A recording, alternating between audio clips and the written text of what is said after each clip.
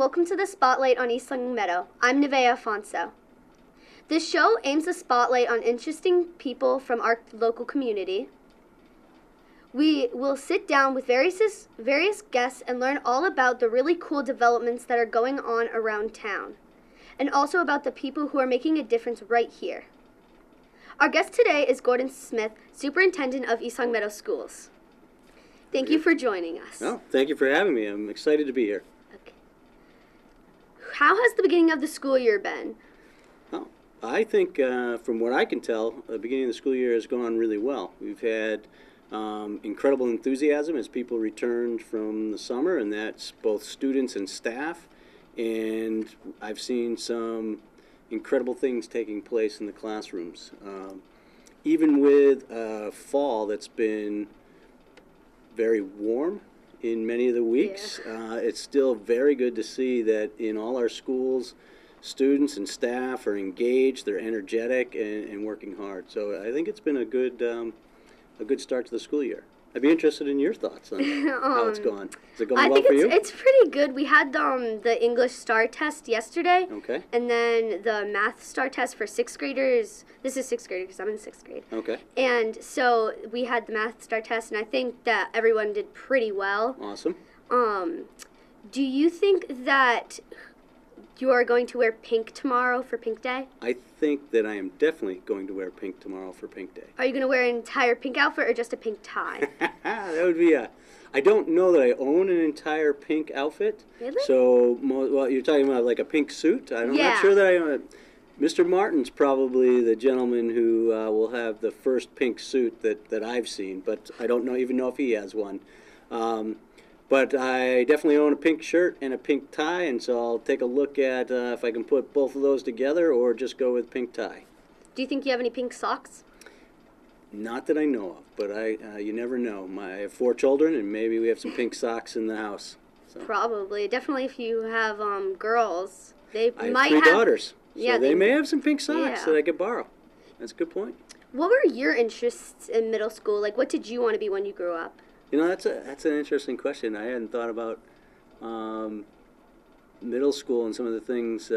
Actually, when I was in grade 7, 8, and 9, 6th grade was still at the elementary level. Really? And so they called it junior high school at that time. So a little bit different model. But one of the things that at that time I was thinking about was being a veterinarian. Really? Yeah. I was interested. It was mostly because of more of a love for animals than necessarily a grasp of everything that goes into veterinary medicine. And so through actually my junior high school, I had an opportunity to shadow a veterinarian on a few Saturdays. So it worked out pretty well. It was a really neat experience. Ultimately, I went a different direction with my career, but it was certainly something worth looking into, and I was very thankful that the junior high school to which I was going gave me that opportunity. What changed your mind to be a superintendent of schools? Well, actually, I didn't set out necessarily to be a superintendent. I had originally gotten into education as a teacher, and I taught both at the high school and the middle school level. Loved teaching, still love teaching, and as I was going through my teaching career, there were opportunities to that I saw down the road to become an assistant principal. So at that point, I was in Hingham, Massachusetts, which is on the eastern part of the state, and I went back to school. I got licensed as an administrator, so when those opportunities arose, if I wanted, I would put in an application. I ultimately did do that, and so I went from a teacher to an assistant principal. From an assistant principal, after a few years, I became a principal. Actually, that was locally. I was the principal of Ludlow High School for 6 years, and then and I was an assistant principal in the East Longmeadow Public Schools prior to that. So I had moved from Hingham to the western side of the state and was an assistant principal at East Longmeadow High School. And then after becoming principal and working in that position for a while, the opportunity to come back to East Longmeadow as a superintendent was there, and I put in an application. I was very lucky to be hired and become part of the East Longmeadow Public Schools once again. You said you teach middle school and high school. Was that just at Ludlow, or did you teach also here in East Longmeadow? So actually, that's a great question. I wasn't very clear on that, was I? Yeah. So I started my career in education actually in Connecticut. I was for a while, I did my student teaching in the Stamford Public Schools in Stamford, Connecticut. I was a long-term substitute in Stamford for a little bit. Then I had a brief moment in time where I was working for the Greenwich Public Schools. And then ultimately when I got married, we moved, and that's where I started teaching in Hingham. I went from the classroom, teaching in the classroom in Hingham, to an assistant principal. Then I moved across the state to the western side of the state, became an assistant principal at East Longmeadow High School, then went on becoming a principal at Ludlow High School, and now I'm back in East Longmeadow as superintendent. What do you think your favorite thing about being the superintendent of schools is? Favorite thing, I would say it is that no day is the same. As superintendent, I have the responsibility of making sure that the entire district is functioning and working and doing its best to support students. So that certainly is very focused on what's going on in classrooms, but it also starts with making sure buses are running every day and that students can get to the schools. It means that maybe dealing with situations where we have a maintenance problem, and so we got to make sure that we take care of that. Many different things come into play when you're dealing with roughly 2,600 students and about 400 employees. So it's a big. That's a lot. Yeah, it's a big organization, and I have a lot of help making sure that it runs smoothly every day. You said running smoothly at the end. Do you think it's very hard to determine if you're going to delay school, especially since it's getting colder out?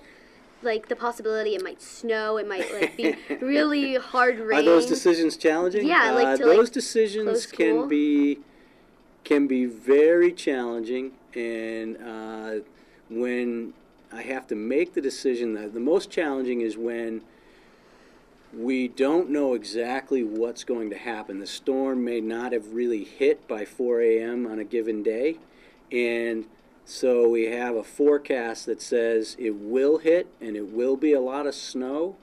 Generally, I'm trying to make a decision on whether to cancel or delay school between, say, 4 a.m. and 5:30 a.m. because I want to make sure the information gets out to all the families. I also have to make sure that the information gets out to all our employees. So I would say the most challenging time is when snow hasn't started and I'm in that window of 4 a.m. to about 5:15, but the weather people are saying that snow is coming and it's going to be, this large storm. That's probably my most challenging time to make those decisions. What do you think the best things about being the superintendent is, whether it's being able to attend the school's fundraisers or being able to attend the talent shows? Do you think do you usually attend the talent shows like Mountain View's talent show, Maple Shade, or Birchlands? I try to attend it as I do like that. Yeah. Absolutely. Those any type of presentation of our students' talent is fantastic, and so I try to get as many student presentations and assemblies around the district that I can. So those are always very enjoyable because two things are happening when we're at a function like that. One, I get a chance to see how incredible our students are in whatever they may be displaying. If it's a talent show, it might be a very unique talent, but if it's a concert, how incredible our musical talent is, especially when it comes together as a full group, whether it be band or strings. But then also, it's my chance to socialize a little bit with people's parents. And if it's one of these concerts or special events, maybe grandparents or the whole family. And so that's pretty neat in and of itself. So those are great occasions. When you were in middle school or junior high, since when you were a kid, when it was junior high. Middle school is a better model. Yeah. What was your favorite like core subject, like math, English, science, or social studies? Which one do you think you liked the most? I would have to say, and it would be, if we could travel back in time, it would be interesting if I would have answered it this way back when I was, say, 12, 13, 14. But ultimately, I ended up majoring in English literature in college. So I always enjoyed English class.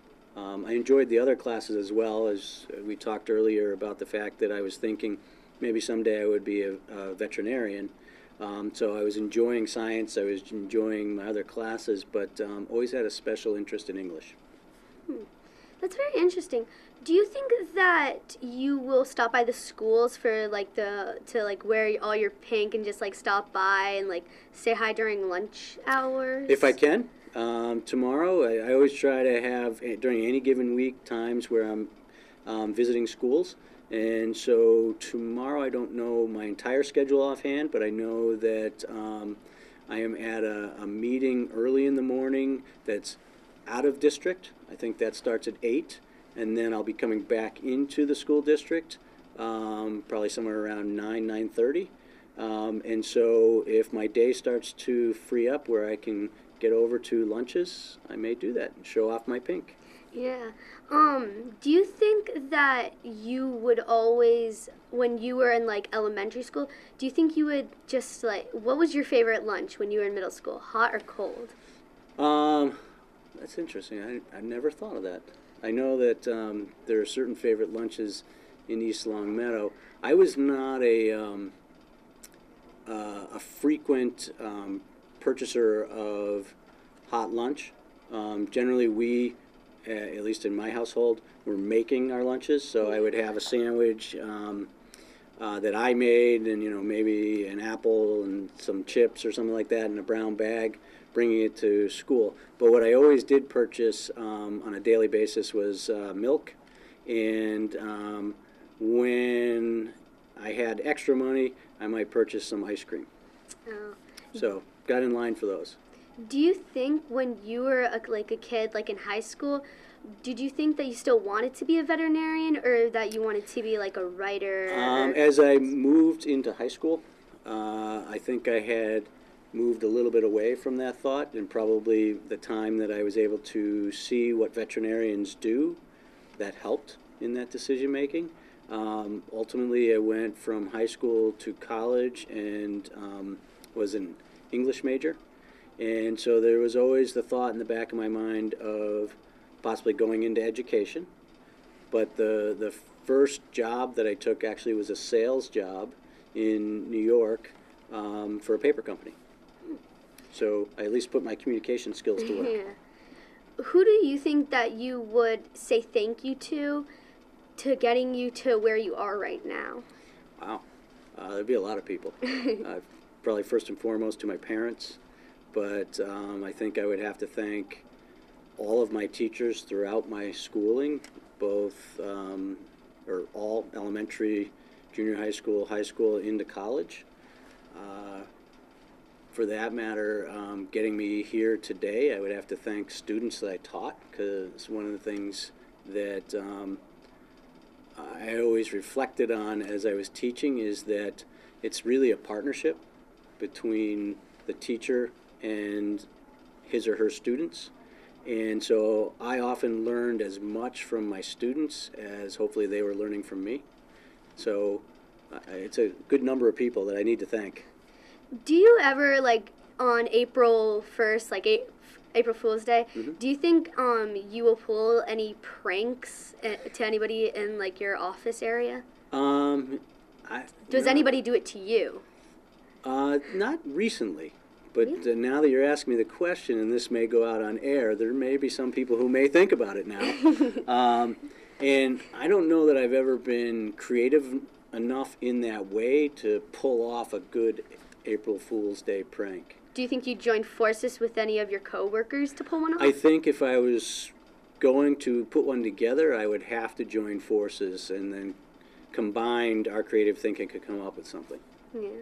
Do you think that when you, like right now, do you think that you would like change your profession, or do you think you would want to stay the superintendent of schools for like your rest of your life till you retire? Rest of my life, that's that's interesting. I really enjoy being the superintendent of the East Longmeadow Public Schools, so I would like to be here as long as the community will have me, and that I'm able to provide something to the work I do that's helping move students forward. If I'm not able to do that anymore, then certainly that would be a time where I'd have to think about maybe doing something else. But every day, the main goal is I need to be doing something that helps all our students move forward. Can you describe what happens when that is really rewarding for you to be a part of? Like, either it's like fundraisers with the student councils, Mm-hmm. or just canceling school for the students. I would say the biggest reward that I can have on a daily or weekly basis in this job is anywhere where I can get into some direct input or help or assistance in students' learning. So it's more the hands-on. So if I'm in the classroom and I can help with a lesson in some way, that's really rewarding. So I know a lot of what I do is indirect, if you will. You know, I help put certain things in place to make the classroom experience for students happen as well as that can happen. So it's when I can actually see, oh, that contribution helped, and because of it, we had this great positive result. Well, thank you for joining us, Mr. Smith, and I hope you have a wonderful day. And join us next time when we put somebody else in the spotlight. Well, thank you very much for having me.